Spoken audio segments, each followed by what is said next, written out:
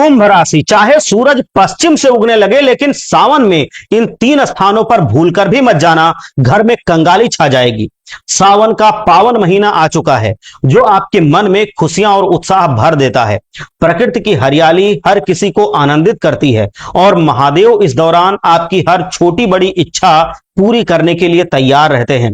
हालांकि यही महीना आपको ढेर सारे आशीर्वाद भी दे सकता है, लेकिन आपकी एक छोटी सी चूक या किसी गलत जगह पर कदम रखना आपकी जिंदगी में बहुत बड़ी बर्बादी भी ला सकता है। सावन का यह महीना पवित्रता और आध्यात्मिक उन्नति का प्रतीक है, जहां सकारात्मक ऊर्जा का संचार होता है, लेकिन कुछ जगहें ऐसी होती हैं जहां नकारात्मक शक्तियां और बुरी आत्माएं वास करती हैं। चूंकि सावन का महीना महादेव को समर्पित है और हर कोई, चाहे वो भूत प्रेत हो, किन्नर हो, इंसान हो या जानवर हो, सभी महादेव के भक्त हैं। इसीलिए इस समय आपको विशेष रूप से सावधान रहने की आवश्यकता होती है। सावन का महीना जहां सकारात्मकता का दौर शुरू करता है, वहीं नकारात्मक ऊर्जाएं भी अपने चरम पर होती हैं और जागृत हो जाती हैं। सभी महादेव की भक्ति में लीन होते हैं, लेकिन आपको 3 ऐसे स्थानों पर भूलकर भी पैर रखने से बचना होगा, क्योंकि सावन के इस पवित्र महीने में जिस किसी ने भी इन जगहों पर कदम रखा, उसे कंगाली, बर्बादी और भुखमरी के अलावा कुछ भी नसीब नहीं हुआ। महादेव वैसे तो बहुत भोले हैं, लेकिन जब उनकी तीसरी आंख खुलती है तो उनका क्रोध सब कुछ भस्म कर देता है। यदि आप भूलकर भी सावन के महीने में इन 3 स्थानों पर कदम रखते हैं तो सबसे पहले आपको आर्थिक नुकसान झेलना पड़ेगा। पैसों की तंगी, कर्ज की समस्या और परिवार में लगातार लड़ाई झगड़े शुरू हो जाएंगे। आपका स्वास्थ्य प्रभावित होगा, बेचैनी और तरह तरह की बीमारियां आपको और आपके परिवार को घेर लेंगी। संतान प्राप्ति में बाधाएं आएंगी और आपके वैवाहिक जीवन में दरार पड़ सकती है। सबसे महत्वपूर्ण बात तो यह है कि जो लोग इन 3 स्थानों पर जाते हैं, उन्हें कभी भी देवताओं की कृपा नसीब नहीं होती और वह हमेशा उनके आशीर्वाद से वंचित रह जाते हैं। यह जीवन में तय है कि यदि हमें उन्नति करनी है और कुछ बड़ा हासिल करना है तो देवी देवताओं का आशीर्वाद सर पर होना ही चाहिए, नहीं तो हम कितने भी हाथ पैर पटक लें, हम अपने मुकाम पर नहीं पहुंचेंगे। उन्हीं के आशीर्वाद से हम दिन दूनी रात चौगुनी तरक्की कर सकते हैं, और जब वही देवी देवता रुष्ट हो जाते हैं तो इंसान सड़क पर आ जाता है। इसलिए आपको बहुत ध्यान से मेरी बातें सुननी है और अपनी जिंदगी में उतारनी है। सावन का पवित्र महीना शुरू हो चुका है और भगवान शिव का यह महीना भक्ति का महीना माना जाता है। इस दौरान कुछ ऐसी जगहें हैं जहां पर पैर रखना कष्टदायक होता है, घातक होता है। पहले स्थान के बारे में बता रहा हूं, ध्यान से सुनना। पहला स्थान है स्मशान घाट। स्मशान घाट को महादेव के सबसे प्रिय स्थानों में से एक माना जाता है और यह भूमि उन्हें उनके ससुर ने प्रदान की थी। अब आप सोचिए, क्या कोई दामाद स्मशान जैसी जगह पाकर खुश होगा? लेकिन महादेव इससे बहुत खुश हैं, क्योंकि उनका मानना है कि स्मशान शांति का स्थान है और भूत प्रेत उनके दीवाने होते हैं। लेकिन महादेव सबके हैं और आप एक साधारण इंसान हैं। सावन के इस पवित्र महीने में आपको स्मशान घाट पर कदम नहीं रखना है। यह महीना आपको उन्नति की ओर ले जाने वाला है, जबकि स्मशान घाट में तरह तरह की ऊर्जाएं होती हैं, जहां पुण्य आत्माएं भी होती हैं, वहीं पाप आत्माएं भी होती हैं। इससे आपके जीवन में अचानक से मानसिक अशांति उत्पन्न हो जाएगी। आपको बार बार भयानक सपने आ सकते हैं, रात में एकाएक नींद खुल सकती है, दिमाग खराब होकर लड़ाई झगड़े हो सकते हैं, छोटी छोटी बातों पर डर लगने लगता है, बाधाएं शुरू हो जाती हैं और बुरे प्रभाव आपके पूरे शरीर में, परिवार में बन सकते हैं। इसीलिए सावन के इस पवित्र महीने में चाहे कुछ भी हो जाए, स्मशान घाट में कदम नहीं रखना है। अपने घर वालों को भी बताइए, जिनके आप शुभ चिंतक हैं उनको भी बताइए। स्मशान घाट की ओर देखना भी पाप है और उसके आसपास से गुजरना भी घातक है, वरना आपका जीवन नकारात्मक शक्तियों से भर जाएगा। दूसरा स्थान बता रहा हूं, ध्यान से सुनना। दूसरा स्थान है तामसिक भोजन और शराब की जगहें। आज के दौर में इंसान पश्चिमी सभ्यता को अपनाता जा रहा है। एक समय था जब भारत में गायें पाली जाती थी, लेकिन आज किसी भी घर में गाय जल्दी देखने को नहीं मिलती है। कुछ ही एक लोग हैं जिनके घर में गाय नसीब होती है। हर घर में कुत्ते पाले जा रहे हैं, जो कि पश्चिमी सभ्यता का एक हिस्सा है। साथ ही पहले के समय में भारत में शुद्ध शाकाहारी भोजन किया जाता था, लेकिन आज हर कोई मांस का सेवन कर रहा है, अंडे का सेवन कर रहा है। पहले घरों में मंदिर होते थे और रोज पूजा अर्चना होती थी, लेकिन आज घरों में मैं बताऊं कि ऐसी ऐसी गंदी चीजें हैं जहां पर मदिरा रखी जाती है, अलमारी को मदिरा से सजा कर रखते हैं। ये पश्चिमी सभ्यता का प्रकोप बढ़ता जा रहा है। यदि आप ऐसे माहौल में हैं तो मान लीजिए आप किसी कॉलेज में पूरी तरह से किसी बड़े शहर में माता पिता से अगर दूर रहते हैं और सावन का महीना चल रहा है तो पश्चिमी सभ्यता का शिकार होना आपकी जिंदगी को बर्बाद कर सकता है। ये मेरी बात मान लेना, इससे दूर रहना, इससे बच के रहना। भूल कर भी सावन के इस पवित्र महीने में ऐसी जगह पर कदम भी मत रखना जहां शराब या मांस मिलता हो या किसी भी तरह का तामसिक भोजन परोसा जाता हो, खाया जाता हो, बांटा जाता हो। ऐसे स्थानों पर जाना आपको बड़े रोग का शिकार बना सकता है और पाप का भागीदार बना सकता है। जब हम मॉडर्न हो जाते हैं तो हमें लगता है कि हम बड़े बड़े लोगों को नहीं मानेंगे, हम बड़ी बड़ी अपनी धर्म की मान्यताओं को नहीं मानेंगे, हम बड़े बड़े महापुरुषों को नहीं मानेंगे, हम अपने धर्म की मान्यताओं को भूल जाएंगे। तो क्या मानेंगे, लेकिन हमें अपनी जड़ों को भूलना नहीं है दोस्तों। एक पेड़ तब तक ही हरा भरा रहेगा जब तक उसकी जड़ें मजबूत रहेंगी और मिट्टी से जुड़ी रहेंगी। यह समझ लो कि जिस दिन जड़ें आपकी कमजोर हो गई, हिल गई या हट गई, टूट गई, कट गई, उसी दिन से आपका पतन शुरू हो जाएगा और आप पेड़ की तरह भड़ाम से नीचे गिर जाएंगे जिसका कोई मूल्य नहीं रहेगा। जब उसकी जड़ें कमजोर हो जाती हैं तो वो पेड़ टूट कर जमीन पर गिर जाता है और पत्तियां बिखर जाती हैं। आपका हाल भी वैसा ही होगा। यदि आप अपनी जड़ों को, अपने माता पिता के संस्कार को भूल गए और सावन के महीने में यदि भूल कर भी मांस मदिरा का सेवन कर लिया या मदिरा की दुकान पर गए या मांस की दुकान पर गए तो आपकी जिंदगी रोगों से भर जाएगी। मित्रों, आपकी उम्र ज्यादा नहीं होगी लेकिन आपको अपनी उम्र में बड़े बड़े रोग सताएंगे। आप रोग बाधाओं से पूरी तरह से ग्रसित हो जाएंगे। इसलिए बहुत सावधानी पूर्वक अपना एक एक कदम आगे बढ़ाना, क्योंकि जिंदगी में वो नहीं होता जो आपने सोचा है, बल्कि वो होता है जो हमारे कर्मों के अनुसार तय होता है और जो ऊपर वाला सोचता है। और जैसे कर्म हम करेंगे वैसा ही फल हमको मिलेगा। इसमें बिल्कुल लेन देन का हिसाब है।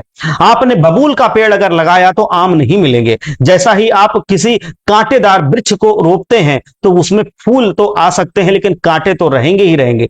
तीसरी जगह जो है वो है पराई स्त्री या पराई पुरुष का घर। गलत नियत से चरित्र इंसान को जमीन से आसमान तक पहुंचा देता है और मैं बताऊं कि वो आसमान से जमीन पर भी गिरा देता है। दोनों तरह कर सकता है। चरित्र उत्तम रखोगे तो जमीन से आसमान पे पहुंच जाओगे, चरित्र गिर गया तो उस दिन आसमान से जमीन पे भी गिर जाओगे। राजा से रंक और रंक से राजा बनाने की ताकत ये चरित्र रखता है। इसका उदाहरण हमें रामायण के युद्ध से मिलता है। राम जी के पास कुछ भी नहीं था, ना अपनी पत्नी थी, ना अपना राजमहल था और ना कोई राजसी शौक। वे वनवास में जीवन काट रहे थे, लेकिन रावण के पास अच्छी पत्नी, सोने की लंका, अच्छे पुत्र, पूरा अच्छा खासा परिवार और राज्य था, सब कुछ था। फिर भी वो राम जी से युद्ध क्यों हारा? क्या आपने कभी इस बारे में सोचा है? वास्तविकता में रावण के पास सब कुछ होते हुए भी वो युद्ध इसलिए हार गया क्योंकि उसके पास चरित्र नाम की चीज नहीं थी, मतलब गंदा चरित्र था। और राम जी के पास चरित्र था, मतलब एक सर्वोत्तम चरित्र था जिससे अच्छा चरित्र आज तक संसार में नहीं हुआ। उनका चरित्र बहुत बलवान था। यहां से हमें एक बहुत बड़ी सीख मिलती है कि जिस इंसान ने अपना पैसा खो दिया उसने समझ लो कुछ खोया ही नहीं, कुछ नहीं खोया, पैसा खोया तो। जिस इंसान ने अपना सम्मान खो दिया यह समझ लेना कि उसने थोड़ा कुछ खोया है। लेकिन जिस इंसान ने अपना चरित्र खो दिया उसने समझ लेना सब कुछ खो दिया, उसके जीवन में कुछ नहीं बचेगा। सावन के इस महीने में आपको बहुत बहुत सावधानी पूर्वक अपनी नियत को संभाल कर रखना है, क्योंकि पुरुषों का स्वभाव बड़ा चंचल होता है।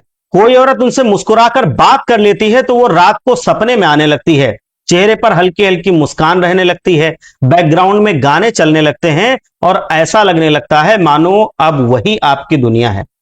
चाहे वो औरत शादीशुदा हो या कुंवारी हो, आपको सावन के इस महीने में बहुत सावधानी से काम लेना है।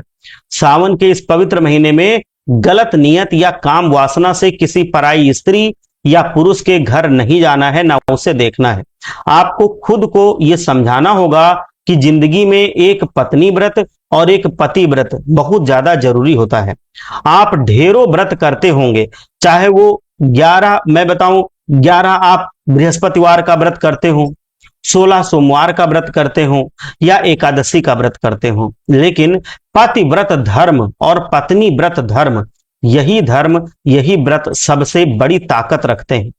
आप इतना ध्यान रखना कि यदि आपने अपनी स्त्री को छोड़कर किसी और स्त्री के साथ संबंध बनाया या बनाने के बारे में सोचा सावन के महीने में, तो आप उनके घर अगर चले गए इस नियत से, मान लीजिए आपका पहले से ही किसी के साथ चक्कर चल रहा है और सावन के महीने में ऐसी नौबत आ गई कि या तो आप उनके घर चले गए या वो आपके घर आ गई और गलत नियत से गलत कर्म हो गया, तो आपकी जिंदगी बर्बाद होनी तय है। आपके परिवार में भयंकर दरारें आएंगी, आपकी जिंदगी में मानसिक संताप छा जाएगा और आपने जो अच्छे परिवार के सपने देखे थे, आपका परिवार भस्म हो जाएगा। ये बहुत गहरी और बहुत राज की बात मैं आपको बता रहा हूं। पराई स्त्री या पराई पुरुष के घर भूलकर भी मत जाना। यदि सावन के महीने में आपने कदम इस स्थान पर रख दिया तो समझ लेना कि जिंदगी में बहुत बुरा समय शुरू हो जाएगा।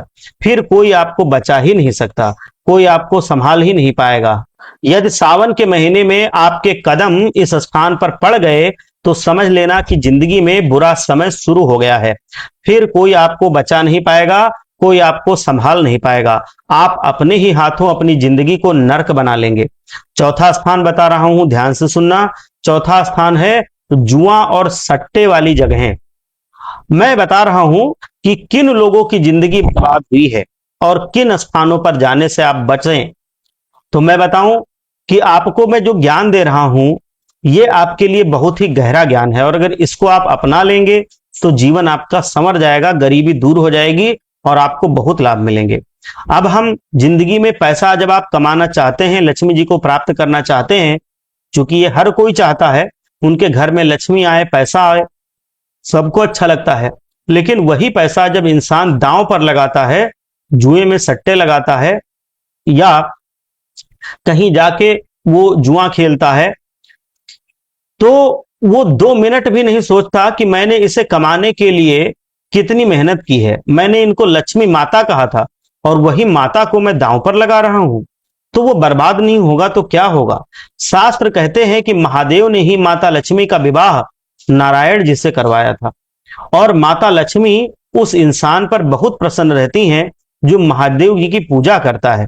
तो ये सावन का जो पवित्र महीना है, ये आप जानते हैं महादेव जी को समर्पित है और लक्ष्मी जी को अगर आप दांव पर लगा दोगे, जहां पर जुआ चलता है, जहां सट्टा चलता है, ऐसे स्थानों पर अगर चले गए, ऐसी जगहों पर पैर रख दिया, तो समझ लेना कि आपका पतन शुरू हो जाएगा।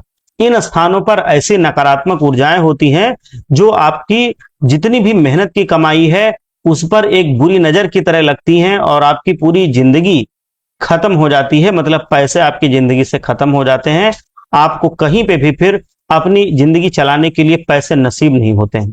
कभी कभी हमें ऐसा लगता है कि वो इंसान कितने समय में कितना मालामाल हो गया और हम दिन भर मेहनत करते हैं फिर भी किराए के मकान में रहते हैं।